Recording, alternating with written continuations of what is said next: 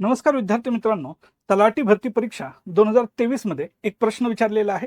प्रश्न समजून घेऊयात.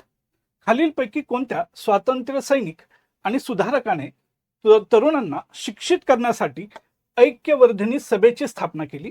आणि आपल्यासमोर पर्याय दिलेले आहेत: लहुजी राघोजी साळवे, महादेव गोविंद रानडे, वासुदेव बळवंत फडके आणि चौथा पर्याय दिलेला आहे लक्ष्मण नरहर इंदापूरकर. तर मित्रांनो, या प्रश्नाचं उत्तर आहे वासुदेव बळवंत फडके यांनी पुण्यामध्ये ऐक्यवर्धिनी सभेची स्थापना केली. तरुणांना शिक्षित करण्यासाठी आणि समाजात ऐक्य निर्माण करण्यासाठी त्यांनी ही सभा स्थापन केली. त्याचबरोबर त्यांनी पुणे नेटिव्ह एज्युकेशन ही शाळा सुद्धा सुरू केलेली होती. वासुदेव बळवंत फडके हे भारतातील आद्य क्रांतिकारक आहेत आणि त्यांनी दत्त महात्म्य नावाचा एक ग्रंथ सुद्धा लिहिलेला होता. त्यांनी केलेल्या क्रांतीमुळे ब्रिटिशांना त्यांना अटक केली आणि 1883 मध्ये एडनच्या तुरुंगामध्ये त्यांचं निधन झालं.